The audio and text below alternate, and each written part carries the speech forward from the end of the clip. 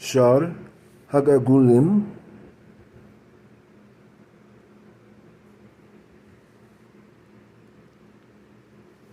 Chapter 7, Levels of Soul and Repentance. This is what it says.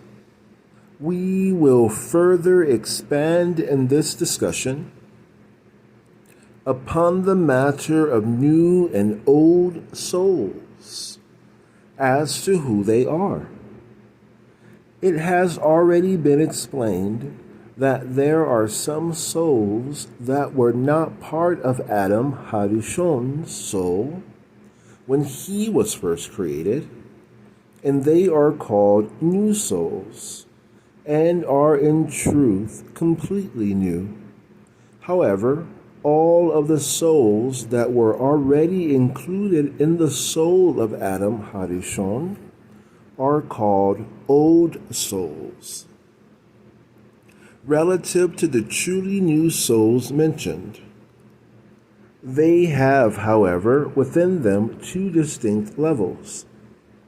Now the matter of these souls will be explained because there are three levels. And the first is those souls that were not included in the soul of Adam Harishon, and they are called completely new souls. The second is when Adam Harishon sinned, and it is known his limbs fell off, and he was reduced until he was no higher than 100 amos. An amma is a length of about 2/3 of a meter.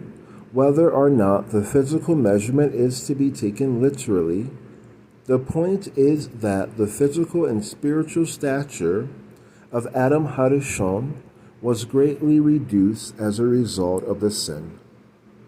Besod, and laid your hand upon me, Tehillim 139:5, just as it happened on the level of his body, so too did it happen on the level of his soul. Hagigah 12a. The sparks of his soul, which remained in him after the sin, they were essentially the portion left for Adam Harishon himself.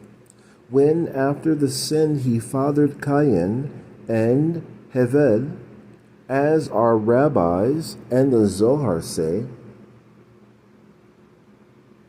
it was from these sparks that Cain and Hevel came. These are called the second level. The third is those sparks of his soul that left him when he sinned, and which returned to descend and fall into the depths of the klippos, to which Chazal alluded, referring to them as the falling off of the limbs. Know that if it was from this third level that the soul of Shaiz, the son of Adam, Harishon came, the first level is considered to be a completely new soul. Thus, when this soul descends into this world, into a body that it has been born, as per the rendition of Beni Aharon, Os 9, to which our rabbis Za'il hinted at the beginning of Parashas Mishpatim, see page 94b, and the Zohar quoted at the beginning of this sefer, when they said, "Come and see." When a person is born, they give him a nefesh, etc. If he merits more, etc. For the first time he comes into the world, he is able to achieve the nefesh of Asiya until the neshama of Atzilus, level after level, as it says, if he merits more, etc. All of this is quite easy, without much effort, as previously explained regarding the matter of this first level. However, if during this time he sins, causes a blemish, and dies, he will need to return to this world. Then he will be called a reincarnation and old. As explained above, the Nefesh comes to him at birth, but the Ruach cannot come to him until he is 13 years old and a day. The Neshama from 20 years old and on. In this way he advances and becomes elevated according to his deeds until achieves the Nefesh.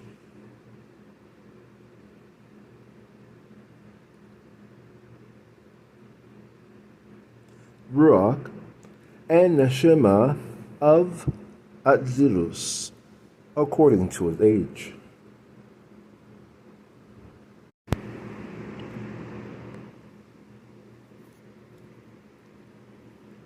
Chapter 7, Part 2. First advantage of Level 1. The second level is the sparks of the soul that remained with Adam Harishon after he sinned, from which he later bequeathed to Cain and Hevel when they were born. They are considered to be new in some respect, but not completely. When they were rectified, when they will be rectified, they will be on a higher level than the rest of all the souls that fell off of Adam Harishon and descended, as mentioned, since they had the ability to remain in Adam and they did not fall into the klipos. They have a specific advantage, which is, when they were bequeathed to Cain and Hevel, his sons, it was not considered to be an actual reincarnation like the rest of reincarnations when the first body dies. And his soul reincarnates in a second body. They lived during the lifetime of Adam Harishon, and he bequeathed them to his sons when they were born. Therefore, all the sparks that are included in Cain and Hevel are considered as if they were still included in Adam Harishon himself, and did not fall off him. Thus, when these sparks came as part of Adam, they did not come from their own rectification, since they were not his. They were only included in him, but it was as if they hadn't come at all. Likewise, when they later came as part of Cain and Hevel during the life of Adam, this was also not considered an actual coming at all, since they did not come for their own sake, because they had yet to be divided into individual sparks in their own bodies,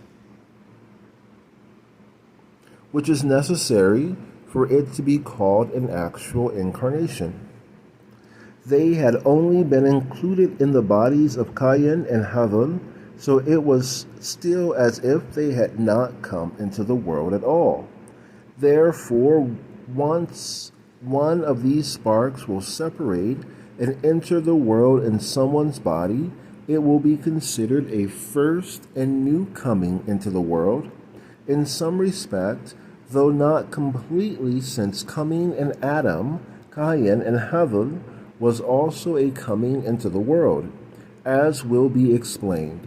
If the person sins and causes a blemish, then he will die and return in a second body, which will then be called an old reincarnation. The first time it comes into the world, it is called a new soul in some respect, as mentioned. That is, since it is the first time he can achieve, according to his actions, the Nefesh of Asiya, the Ruach of Yetzirah, the Neshama of Beria, and the Nefesh of Atzilus, but not more, like a truly new soul which can achieve the Neshama of Atzilus. As mentioned previously, this is one distinction between the first and the second one. This is one distinction between the first level and the second one. The reason is, as it is known, that when Adam Harishon sinned, the Zihara Ila'a literally the upper brilliance, left him, as mentioned in the Zohar in Sisle Torah, Secrets of Torah, which is a section of the Zohar, Parashas Kedoshim, page 83a, which is the levels of Ruach, Neshima, Chaya, and Yeshida. The actual text has Nefesh, Ruach, Neshima, Yeshida, or Yechida, and Chaya, but according to Sha'ar, Ma'amre, Rashbi, at the end of Kedoshim, it says Ruach, Neshima, Chaya, and Yechida, which is in correct order. From the world of Atzilus, all of which is called Zahara Ila'a, and which did not fall into the Klipos. The Klipos are not allowed to enter the realm of Atzilus at all because of its level of holiness. God forbid. As it is known, the Klipos are only on the levels of Beria, Yetzirah, and Asiya, but they were removed to their place. They ascended to higher levels. From all the levels of Atzilus called Zihara Ila'a, only the Nefesh of Atzilus remained within him. Thus, also now, when these sparks that were included in Kayin and Havel come into the world for the first time, they can reach, as a result of their deeds, whose soul is one of these sparks, until the level of the Nefesh of Atzilus, but not more, since that is what they had in the beginning. That is, Adam only has access after the sin to the Nefesh of Atzilus. However, completely new souls from the first level can, the first time, go from the Nefesh of Asiya to the heights of Atzilus, called the entire Zahara Ila'a. This is an advantage of the sparks of the first level over the second level. Chapter 7, Part 3, Second Advantage. There is another advantage, which is someone who has a completely new soul from the first level and comes into the world for the second time can easily go from the Nefesh of Asiya into the Neshima of Atzilus, as mentioned. He makes the Nefesh a dwelling and throne for the Ruach, becoming concentric circles like layers of an onion. The Ruach encircles the Nefesh and the Neshima of the Ruach, and the Ruach for the Neshima, etc. This is not so for the second level, which are the sparks that were included in Kayin and Havel.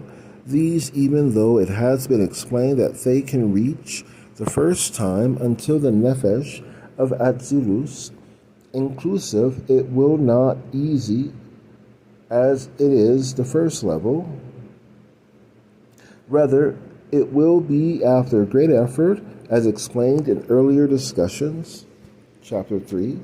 It was mentioned that Besod Ibum at night regarding the verse, "My soul desired you during the night." Yeshayahu, or Isaiah 26:9. For after the Nefesh has been completely rectified, it leaves a person at night while he is sleeping and goes away. After that, in the morning, the Nefesh of the convert enters him, as well as the Ruach of the person himself, until the Ruach is completely rectified. Then his first Nefesh will return to his body, and they will remain together, his Nefesh becoming a throne for his Ruach itself.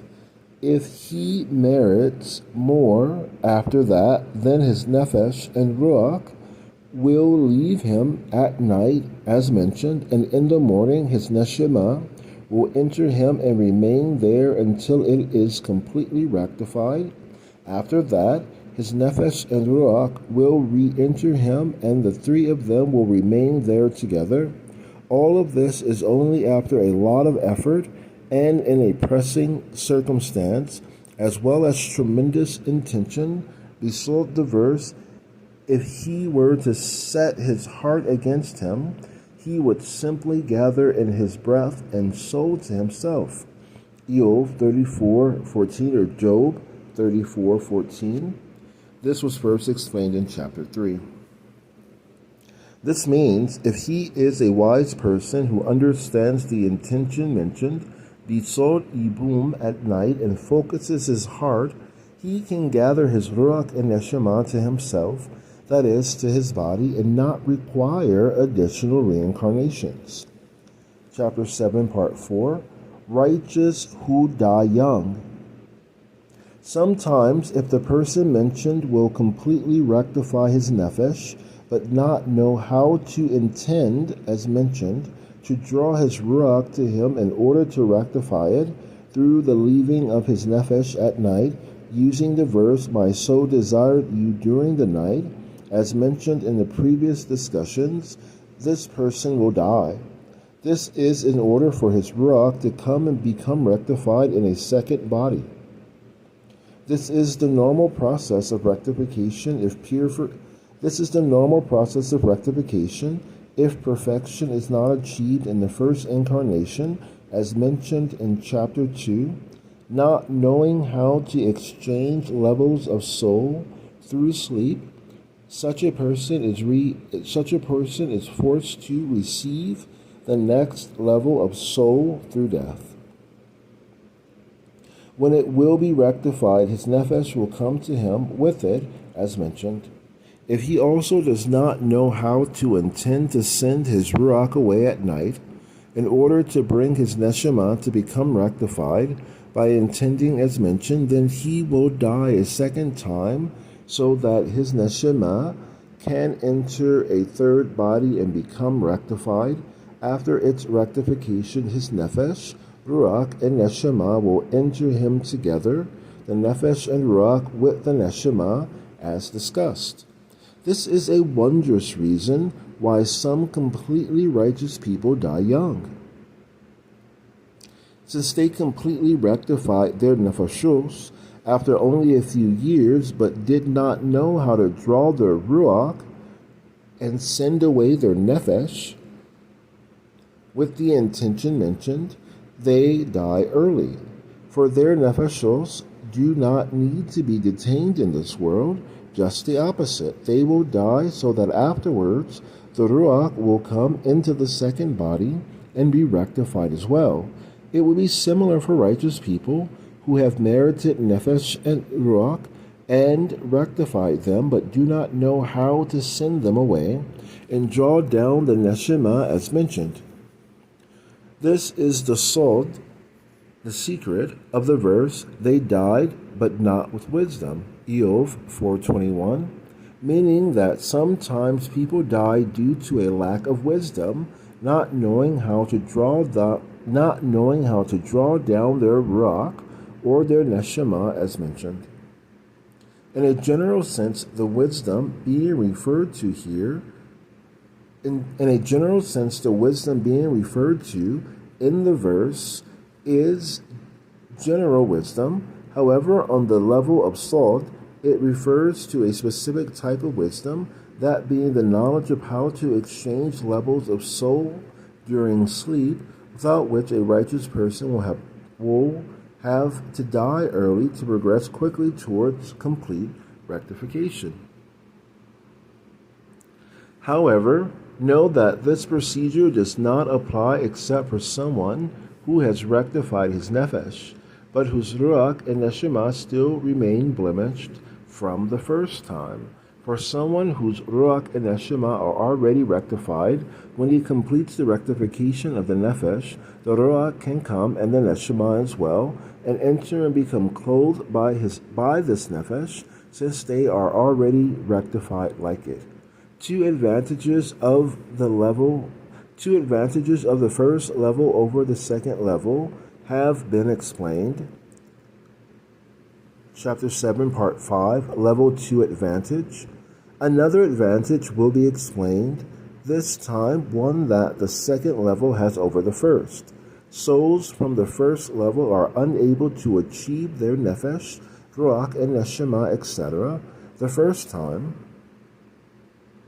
even if it is their first incarnation, they are already ready to receive the next level of soul. Rather, they will have to wait until the designated age to receive the next level of soul, as it is now explained. Even though they merited them based upon number of years. This is the explanation.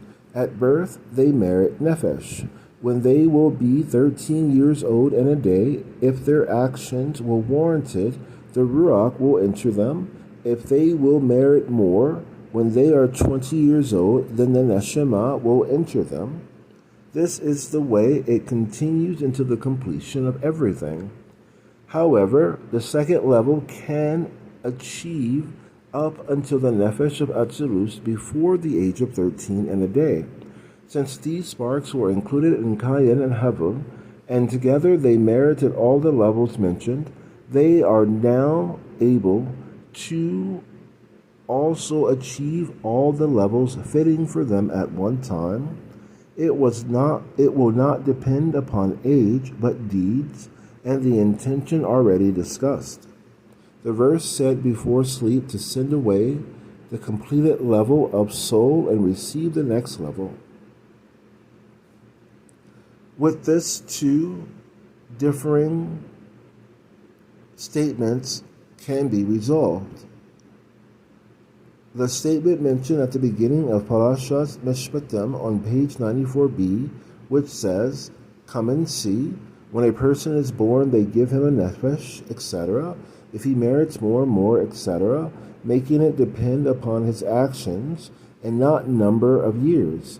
In talking about souls from the second level, they were included in Kayin and Hevel, considered to be new some respects. The statement mentioned in Saba of Mishpatim on page 98b, making it depend upon years, as it says when he reached 13 years of age, regarding which it says, "Today I have given birth to you," Tehillim 2:7, they give him a ruach. When he merits to reach his 20th year, they give him a neshama, regarding which it says, "A son I was to my father," Mishli 4:3, etc., is talking about the first level, which are completely new souls, never having been included in Adam Harishon. Chapter 7, Part 6, Level 3 souls. The third level, the souls that fell into the klipos after Adam Harishon sinned, and from which the soul of Shaiz, the son of Adam, and others came, called old souls on all levels, are the least of all of them, of all the three levels of souls mentioned, since they fell off from Adam and splintered into many sparks and many sections because of the sin of Adam. Therefore, the time that they were in Adam, they were considered to be owed from another reincarnation only. That is, even though they fell off Adam into the klipos, having previously been part of Adam, still counted as their first incarnation. From that point onward, when any of these souls come the first time in a person who dies, the next time is called the second reincarnation. It will be likewise from that time onward.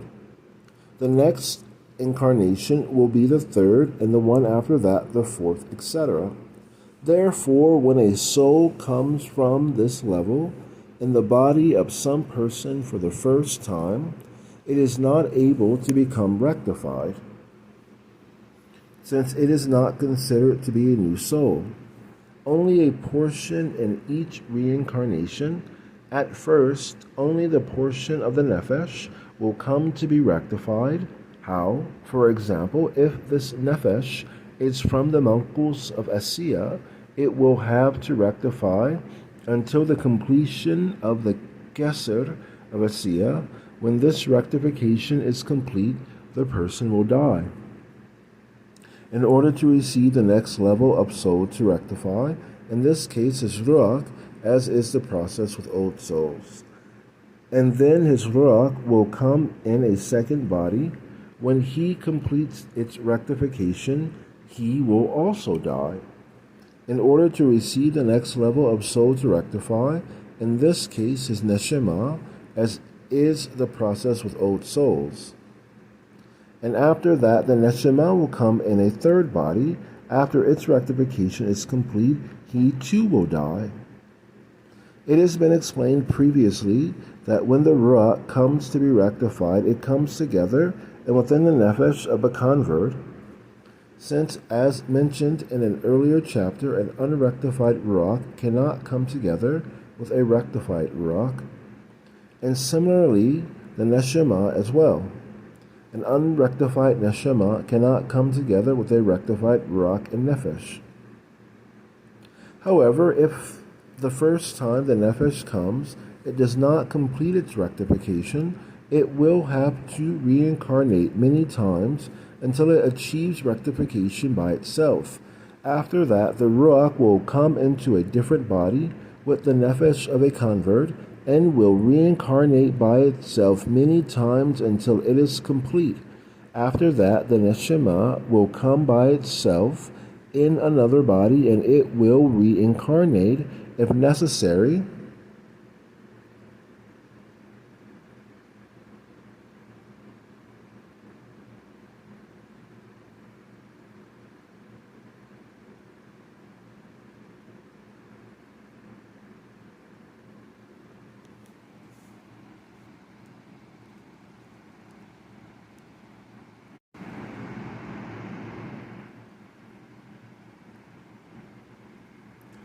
Many times until it is complete, as mentioned previously. You also need to know that even if a person rectified his nefesh, ruach, and neshama, and then sinned and blemished them, he will need to reincarnate, and it will happen for him also in the manner described. Each time he will only be able to rectify either the nefesh, the ruach, or the neshama as mentioned above. Even though they had already been completely rectified previously and only became blemished, their rectification must still follow the same process as that of unrectified levels of soul. However, if a person rectifies his nefesh, ruach, and neshama, etc., until the heights of Atzilus are similar, and he needs to reincarnate for reason of the rectification of another person and not for himself, as in the case of the soul of a righteous person which returns bisod ibur to help another person achieve rectification, therefore it has no limitations of its own. Since he did not sin and did not blemish, such a person can attain in this reincarnation all that he had previously achieved at one time, even during his childhood. This is the sod of the son of Rav Hamnuna Saba, mentioned in Parashas Balak, and the rest of the other children spoke about the Zohar, who were wondrous in action and wisdom. The reason is because they were complete in all parts of their nefesh, ruach, and neshama, etc., according to what they had prior to their present reincarnation.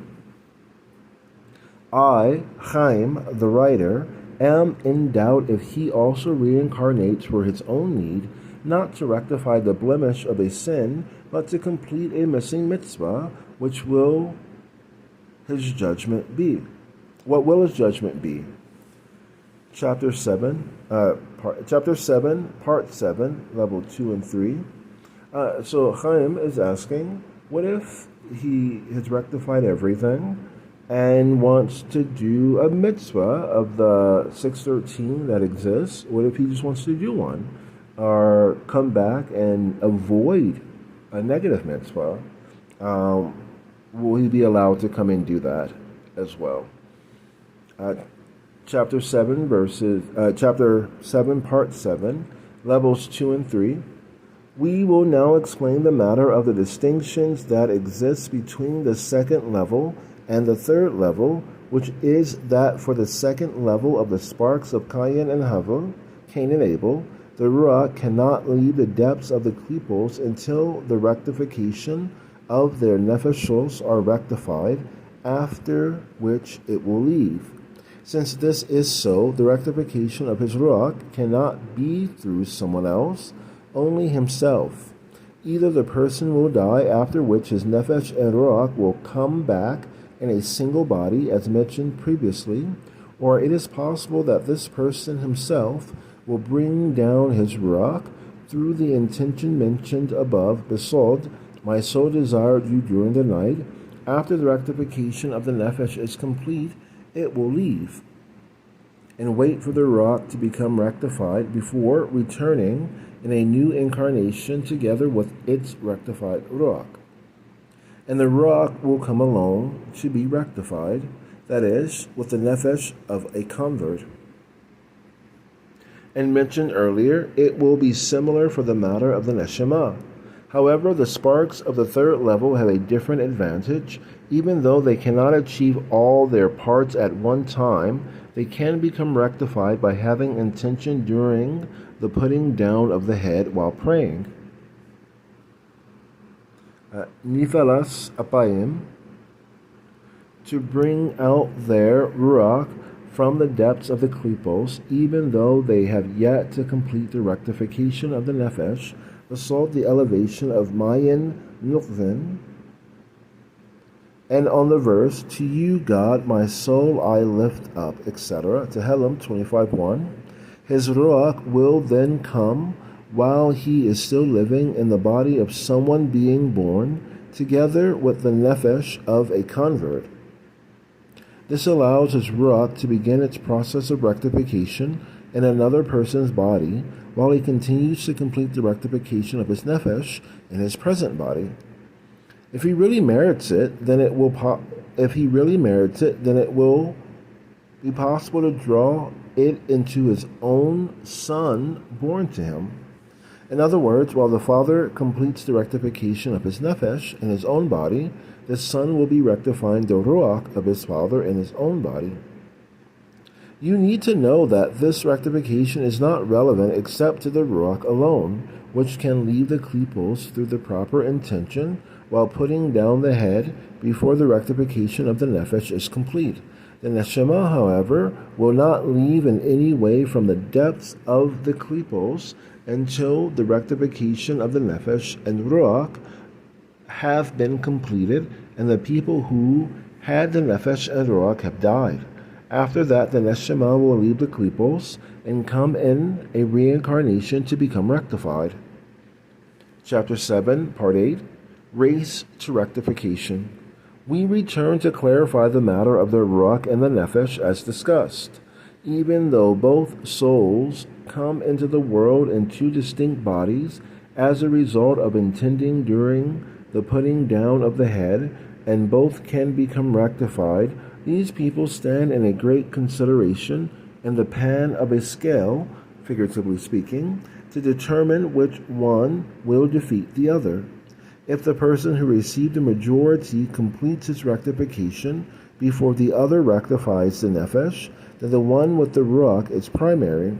Therefore, during the resurrection of the dead, the nefesh of the Ruach will enter the two of them into the body. The nefesh and the Ruach will enter, the two of them, into the body of the one who had the Ruach. Regarding if the one with the nefesh completes its rectification first, however, I do not recall what I heard. It seems to me, in my humble opinion, that I heard that the two of them, during the resurrection of the dead, entered the body of the one who had the nefesh, because he is primary. Chapter 7, Part 9, Exchanging Soul Elements. There is another distinction and important consideration regarding the person who received a Ruach that came out during the putting down of the head in advance of the rectification of the nefesh as discussed. It is that, if this person will merit it through his deeds, he can draw all the good of this Ruach to him and leave the other entirely evil, the one who had the nefesh. This is the salt of the verse, let the evil of the wicked destroy them, but you will sustain the righteousness. Tehillim 7:10. because someone whose actions are evil will take all of the evil to himself. His evil actions will cause a small amount of evil in the righteous person to go to him.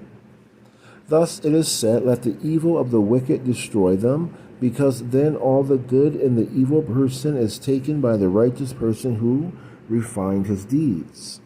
The Hebrew should be mizah, mizachech, not mizakeh. And as a result he becomes finished and completely sustained. This is what it means, sustain the righteous. As it is known, a person is a combination of good and evil, purity within klipa. Sometimes the minority is good and the majority is evil, etc., and he needs to refine the evil within him until he remains completely good. The writer said, these are the things that I heard from the mouth of my teacher, Za'el, and I do not remember their meaning well. However, the explanation seems to me to be that it is possible for the evil of the nefesh and the ruach to come together in one person who corrupted his action, and for the good of the nefesh and the ruach go to the body of a person who has purified his actions, as mentioned above. Chapter 7, Part 10, David HaMelech's concern. With this you can understand what concerned David HaMelech when he said, many have said that for my soul there is no salvation for it from God. Salah. Tehillim 3:3. It is remarkable that they spoke so derogatorily about a person as great as David HaMelech. To understand this, we must be precise in that it says, there is no salvation for it, lo, which is masculine, when it should have said there is no salvation for it, la, which is feminine, which would have referred to the word my nefesh, being feminine, first mentioned. Based upon what has been mentioned, it is understandable. Know that David HaMelech had a very elevated nefesh. However, as a result of the sin of Adam Harishon, who preceded him, it descended into the depths of the klipos on the side of the nukva of the klipos, the malkus of the klipos.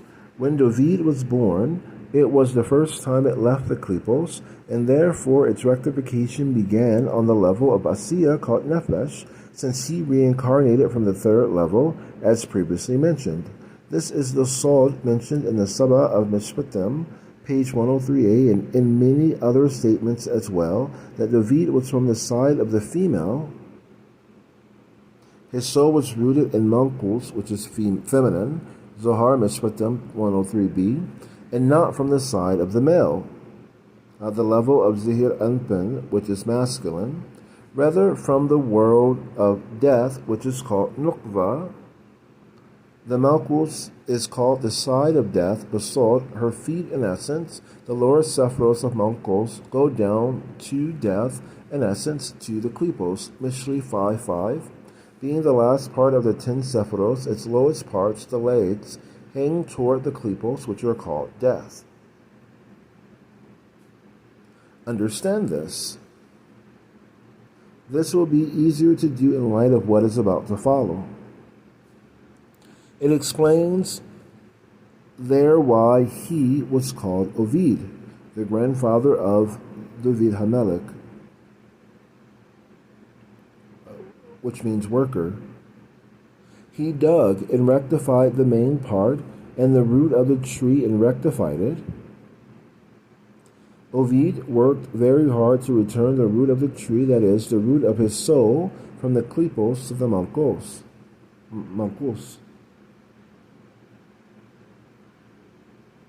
That is, since it had been immersed in the depths of the klipos of the female, and being so, it was impossible for David to acquire anything except his nefesh alone.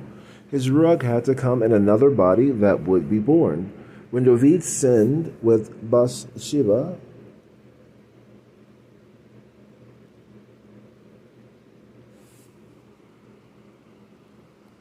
2 Samuel 11, 1 through 4, and blemished his nefesh.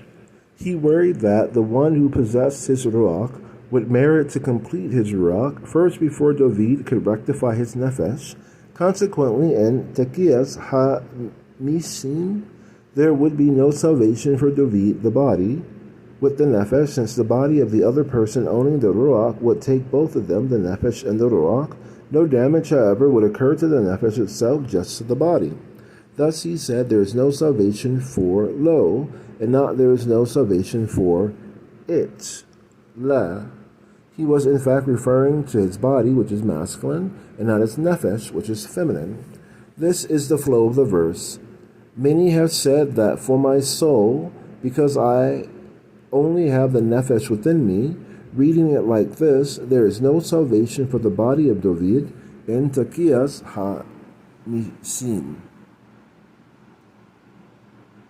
Could also be a very elaborate way of saying that he was